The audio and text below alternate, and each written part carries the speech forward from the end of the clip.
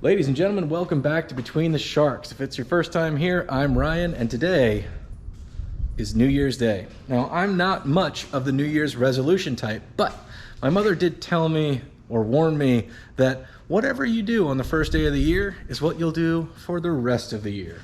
So we are going to avoid doing all of the maintenance that we need to do on our regular fleet vehicles, well, and our house, actually, and try to set a trend. We're gonna get back to working on our 27 Ford project, the thing that started this channel, the thing that needs to be driving me around all spring.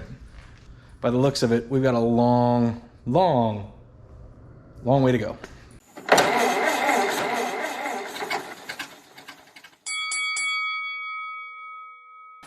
All right, gang, if you've been following along, we've made a ton of progress on this car, but not nearly enough to get it close to being a car yet. So the next major hurdle is getting this engine in the right place. Now, the right place, that's, it's up for debate. Some people even say, that's a small block Chevrolet. It has no place in a Ford. I'm not that guy. In fact, this isn't even the engine we're going to use. It is currently mounted, and we use the weight of this engine and transmission to sort of set up all of our suspension because it has to be loaded. You can watch me explain all that in other videos. What it means to get this thing in the right place, though, for us is I need this thing about an inch from the radiator because I need every bit of space back here I can get. Because as you can see, we've broken the plane of the firewall here. So I want to do that as little as possible because that encroaches on the passenger compartment.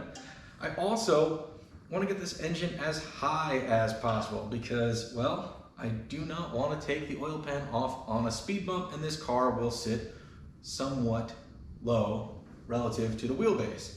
But I don't want it so high that I can't put a hood on here if I want to, meaning we've got to, eyeball a 2-barrel carburetor and an air cleaner, and we're already sneaking up on that. So, it's hot rod, AKA compromise. But first things first, in this process, we need to go ahead and get the radiator mounted where we can put it on and take it off, put it on and take it off, so we can jostle this engine around.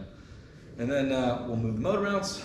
Once that's done, well, I'll snatch this whole engine out because it's going to go in our Mercury in the garage behind me, and I'm going to take another 283 and we are going to stick a 4-speed on it and shove it in the hole. Yeah, it's a beautiful shame is what that is. This is an original honeycomb Model A radiator. It looks so cool. The tank has been patched 682 times. There's not even an inlet anymore, I guess. I don't know. I was given that thing. It looks great. I took it to the radiator shop and they said, no. So they couldn't fix it. So it's just a wall hanger. So we're gonna do what most folks at home would do, which is we go to the internet and find the cheapest solution possible, which is this eBay aluminum radiator in a Model A shape, kind of. It does have small block Chevy, related sort of inlet and outlet, which is great. It does have a transmission cooler if you're running an automatic, which we're not, but hey, if you are. And, I'm not in love with this offset sort of whoop-de-doo, but I think it was under 200 bucks. So it'll get us down the road. I mean, what are we gonna do? We're gonna mount it, that's what we're gonna do. All right, gang, for our cheap eBay sort of kind of fitting radiator, I did have to trim off a little bit of these tabs. The frame has this little indentation and these tabs extended over that, so it wasn't sitting properly. So they're aluminum, so I just took tin snips and was able to basically just snip, and now they fit. That's what the mounting hole looks like. So now we've got to transfer that line, which you can see it's kind of right at the edge of the tank. So what I want to do is drill the holes. I want to drill the holes as far out on those tabs as I can, like on the away from the car side, just because I haven't actually compared these. Well, that's pretty close. Can't really argue with that for width. So yeah, so we'll use the outside edge of this hole. Let's get that back up there, grab a Sharpie and mark it. All All right, got the radiator kind of lined up. There is some slop in here, so just gonna reach under and find the spot.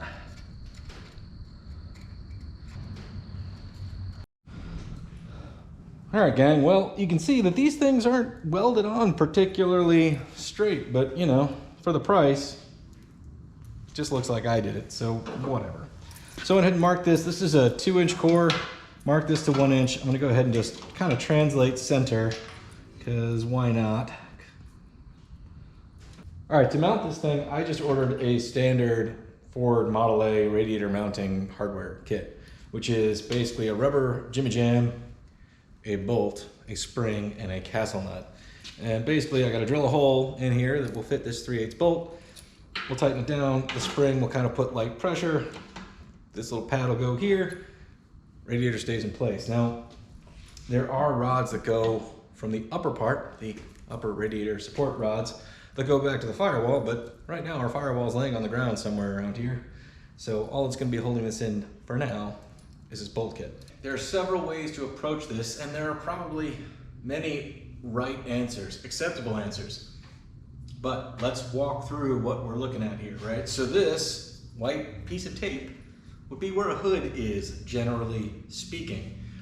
I went and grabbed a Holley 94. These things are 5.5 inches tall from the base to the top of the horn, but if you put an air cleaner on it, the air cleaner sits down right here. It's about 5 inches up.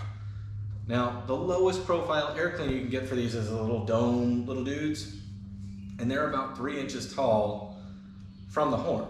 So 8.5 inches from your carburetor mounting spot up. If we wanted to run a hood, we can go up. We have 5 inches, subtract 3, we can come up 2 inches and not have to put a bubble on the top of our hood. There's nothing wrong with the bubble, but that's just baseline. Now the next thing to notice is the fan. Now a Model A fan for a Model A radiator was on the head of the flathead 4-cylinder motor that came in these cars. That actually moved the fan up from the middle of the block. So, you know, kind of looking at where our small block Chevy fan is, the lowest point of our fan is hanging roughly, we'll call that 2.5 inches below the fin. So 2.5 inches from here down. From the top, we're roughly 3.5 inches from the top right here. And what we would hope for is that our fan is in the middle of our radiator core in order to draw the most air through the thing the most efficiently. I think it wants to come up 3 inches, but if we came up the 2 that were allowed here, we'd be a lot closer on our fan as well. So I'm thinking right now, looking at everything, 2 inches is where it's at, up. I have 2 inches of clearance at my closest point to the radiator. I think I can trim that down to 1 inch. That would buy me, basically the back of the head is pretty much in line with the edge of the firewall. Moving it 1 inch makes my life better, but not perfect. Clearly the distributor is still gonna have some clearance issues that we're gonna have to deal with and all of that jazz beyond reversing the firewall. What I don't wanna have to do is pull the engine or the body anytime I have to take the distributor out. That's a thing, if you're not careful. I think I wanna go just under 2 inches up and just about 1 inch yonder that way, which will create its own set of problems and alleviate a different set of problems. The way that I'm gonna do it though is probably just mark the motor mounts that I have already sort of mocked up when I just wanted to kind of land this thing in here before I had the body turned into anything that resembled a body. But now that we're here, the motor mounts did center the motor, meaning if you measure off the center of the crankshaft to the frame rails, we're centered. All we've got to do is center the tail shaft of the transmission the same way, which I've kind of done. And then we've got to make sure that we are at 0 at the top of our carburetors as far as level, which basically means most of our engine needs to be leaning 3 degrees downhill. And we will accomplish all of that. But I think the quickest way for me to do this is to mark these motor mounts, basically right at the edge of the frame rail, and I will come up 1.5 inches off of that and I will make a mark here, and I will move an inch forward of that mark on both sides, and we should be in the ballpark. So yeah, I don't know why I'm sounding so uncertain. It seems pretty clear. Anyway, let me go ahead and do that. I'm gonna put you on fast forward mode and see how we do.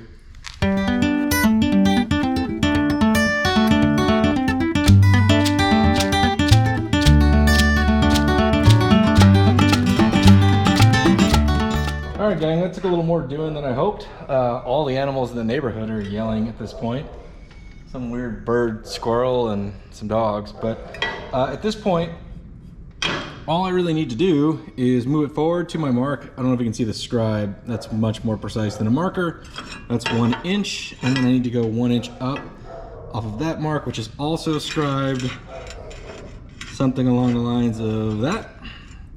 Move the motor with the hoist, which just turned out to be a big pain in the butt because it's not on wheels.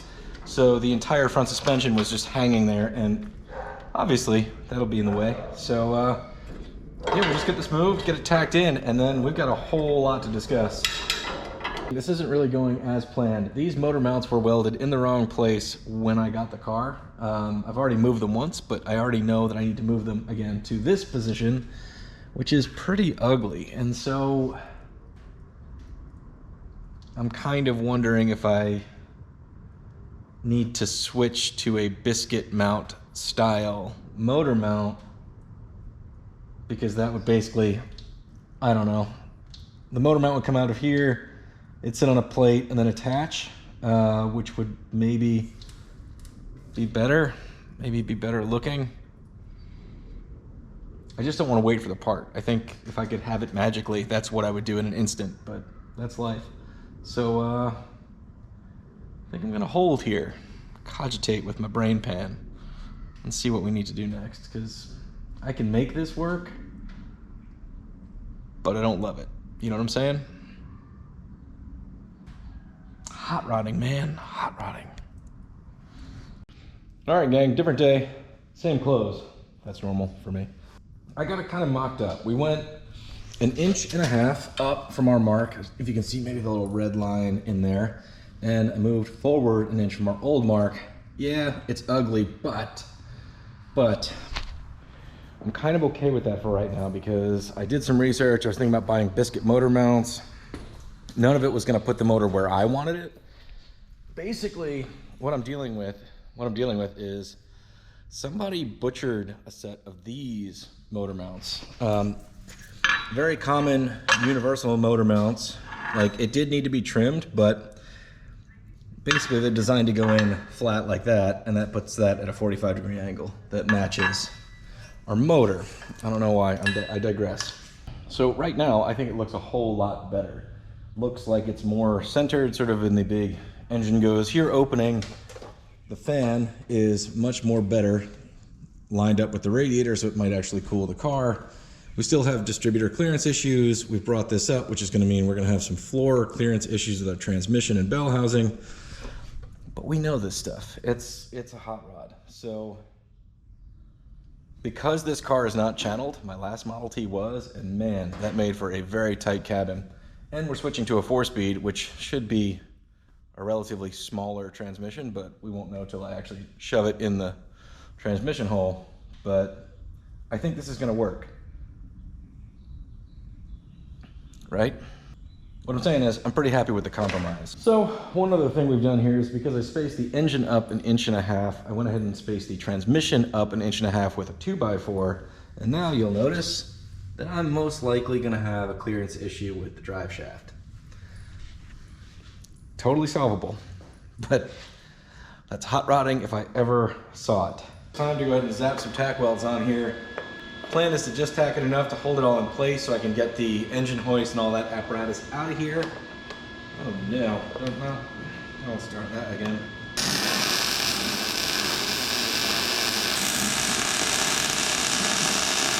It looks like we have the wrong motor in the right place. I like how it's sitting, it looks right. Radiator situation's kind of addressed. Oil pan's 1.5 inches up further off the ground. After spacing this transmission, I realized they were gonna have some drive shaft interference, but nothing that we can't fix. It's a hot rod, that's where it goes. For anyone at home watching, the motor mounts I have here were pre-butchered and came with the frame. Now, this is the style that you can buy anywhere. They sell these and the biscuit mounts and whatever else. But the idea is, for a small block Chevy, that plate's basically at 45 degrees. So if you need to tilt it up, you gotta keep that in mind. Now, we do also want our carburetors level, which means our engine needs to be pitched down 3 degrees. We're pretty close here. We'll fine tune it when we get the correct motor in. There is a little bit of slop in these motor mounts. Basically, this bolts onto your engine. That thing bolts on like so, holds the engine in place. And those slotted holes give you a little bit of room like so. Anyway, there are a lot of types of motor mounts out there. You can build your own. You do you, man. I keep saying that this is the wrong motor in the right place. And what I mean by that is this 283 attached to this turbo 375, yes, turbo 375, it's an oddball, is gonna go into the Mercury. Why? Well, I believe this to be the better of my 283s. This came from a bona fide car guy. He pulled it out of his Chevelle. He was putting an LS in. He decided he did not want to stash this thing in his basement and let it die. He sold it to me for a great price. I think it's a tired engine, kind of used engine, but I think, you know, it should be a good runner. That's my expectation. I have a mystery 283 over behind the Cadillac that's gonna get a 4-speed, and that's gonna go in this car. I don't really know the condition of either one, but because this is kind of mounted right now, maybe we should do a compression check on it and just see if it's any good at all. You know, we'll mark those results, snatch it out of here, put the correct motor we're gonna use for this car in here, and check that motor out and see how that one's doing. It's pretty easy to access the engine, so if we have some issues or gotta pull the heads, this is basically an engine stand with wheels. So, not a bad way to kick off the new year. Carving out a few hours for myself, back in the garage, back on the original project that started this whole YouTube channel. And look at that, we made some progress. Good luck on your projects out there. Use this as some encouragement to carve out some time for yourselves, move your stuff forward, get back on it, at least just dust it off and stare at it. Something will come to you. This stuff is still fun. Anyway, please consider subscribing. It's a huge help to the channel and completely free to you. Good luck on your projects out there, and we will see you next time on Between the Sharks.